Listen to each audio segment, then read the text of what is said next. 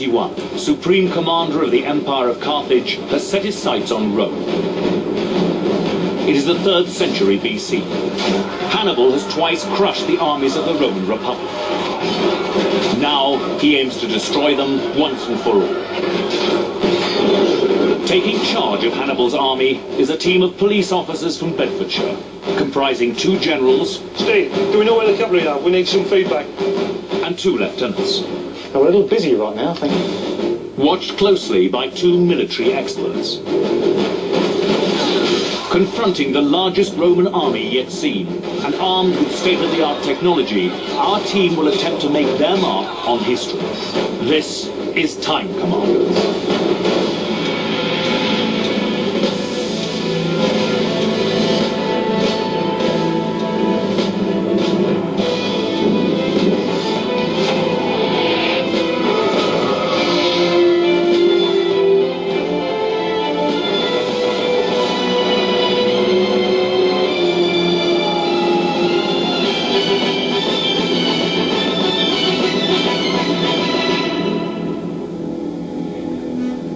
Joining Eddie Mayer inside the command centre are a team of police officers from Bedfordshire. Cliff Dixon, 50, General. Sarah Wilkinson, 32, General.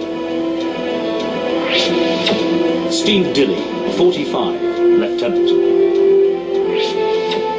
Claire Simon, 38, Lieutenant.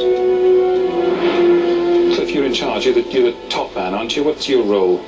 I'm the Deputy Chief Constable of Bedfordshire Police, so I have responsibility for operations and performance. So you're quite used to organising people, making sure they work effectively? Yep, that's part of the role. When you're not pretending to organise police officers, you play in a band, you sing in a band? Yep, play guitar and sing in a band. And one of your colleagues here, Claire, you're in the same band? I'm indeed, yes. I play the trumpet. And also, you're a firearms incident commander, a public order commander, and a trained negotiator. I'm indeed, yes. Are any of those skills going to be useful here? Well, I hope so, because if we get into a bit of bother, then maybe I can start to negotiate my way out of trouble. You've climbed the 3 highest peaks in the UK in 36 hours. Was there a reason for the hurry? It was actually for charity, and it was really miserable. It poured down with rain the whole time, and it was only the fact that I was doing it for charity to kind of get me going. Steve. Yes? Superintendent Steve. Tell me more about your job, first of all. The job at the moment is mainly within the HR field, although, like Claire, we double up and perform operational roles within firearms, public order, major incidents, that sort of stuff. Now, you also play the trombone? I have done, yeah. But you're not part of their band? No. Okay, if there's a lull, we'll get you to play the instrument. Well, I have a feeling there won't be, knowing the battle that lies ahead. Sarah, you are a media officer. That's right. Which means it's your job to lie to the press. We don't get away with lying. Never lied in 7 years. It's just it's mainly an information-giving role. You know, if there's been an incident such as my colleagues might have been involved in, it's just our job to tell the public through the press what's happened. You're very fond of history too. Tell me about your interest. Yes, I did history at degree level and A level, and I'm a bit of a history nut, and I watch all the history documentaries on television. Do you think that's going to be a help to you? No, actually. But what might be a help is if they're all massacred, and there's every chance that might happen, it could be your job at the end of the programme to put a good spin on it and pretend it was a win. It's always a win for Bedfordshire Police. You can't switch off, can you? Let me introduce you to a couple of people who are experts in this field. Our historians up there in the gantry. Have a look, give them a wave. That's Eric and Adrian. They're going to be watching your every move today, and they're going to come down right at the end, no matter what happened, and tell you how well or badly you did. Dr. Eric Nussbacher, Senior Lecturer, War Studies, Sandhurst. Dr. Adrian Goldsworthy, Military Historian. Now, you're going to have a little time before the battle starts to gain some information, gather intelligence, if you will. You're familiar with that in the police, obviously. Grab those clipboards and take notes, because they may need to be reproduced in court later. I've got a pencil. Yes, you've got a pencil. That's the thing in your other hand. You all right there? Everything's going to be fine. Now, the battle you're going to fight is the Battle of Cannae. You're going to be controlling Hannibal's troops against the Romans. Take a look at this.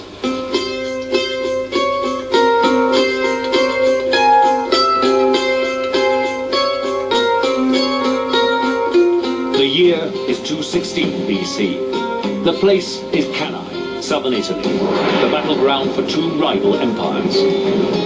Rome and Carthage have shattered an uneasy peace of 20 years. Carthage, the North African empire of the Western Mediterranean, is led by Hannibal, a tactical genius. Witness to the Roman humiliation of Carthage when he was only a child, the 31-year-old Hannibal has sworn revenge. His plan is to crush the Romans in their heartland, smashing their armies and turning their allies against them. Striking at the very heart of the Roman Republic, Hannibal has marched 1,000 miles overland, through Spain, across the Alps, and into northern Italy. Hannibal's tactics at the battles of Trebia and Lake Trasimene have left 100,000 Roman soldiers dead, cementing his reputation as a military genius with a flair for careful ambush and clever use of his superior cavalry. Now fighting for its very survival, Rome has assembled the largest single army the Republic has ever seen, some 86,000 men. This army is heavily equipped and trained to attack with a central legionary line, flanked by cavalry. Together, the legions form an almost impenetrable wall.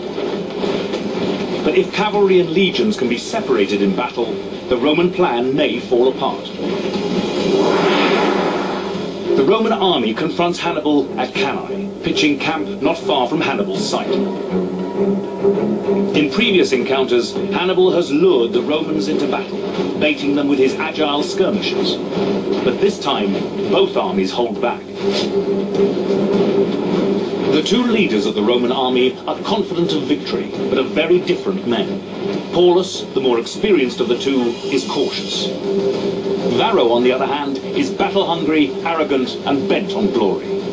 On the day of battle, it is the headstrong Varro who will be in charge.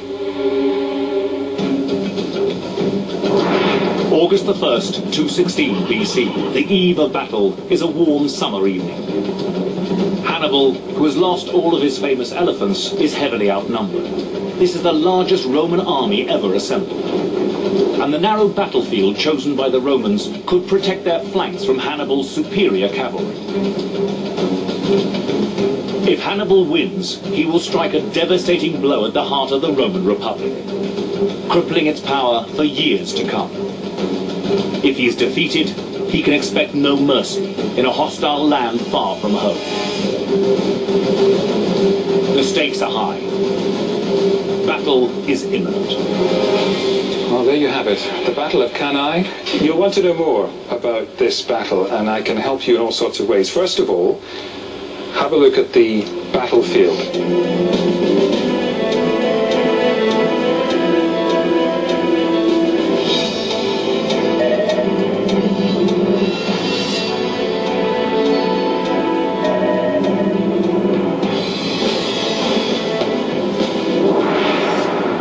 All right, that's how it looks. And also to help you, Adam, our technician, right at the back here, has control of the giant screen in front of you. Use this time to get the lay of the land. Do you know which is north and south? Good start.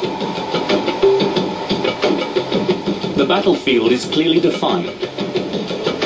The river Orphidius cuts along one side of a narrow plain. The other side is bordered by rising hills. To the left, a group of trees provides some cover, but the battleground is open and flat. In this constricted arena, with little room for maneuver, whoever can seize the flanks will hold a distinct combat advantage.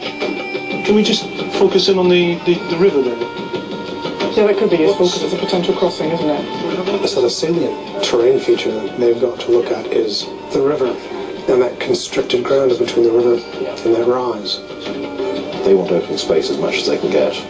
So it's almost like a fencing pist, isn't it? Moving around this narrow strip. And I'm sure that's why the Romans chose this, and the reason's got to be that they think it's got the advantages that they need so that they can cope with not having Hannibal's cavalry rallying rings around them as it has before. So it's very much a Roman choice. Okay, you got all the information you need from the land? I think so, as much as we've got at the moment. Okay. Let's have a look at some of the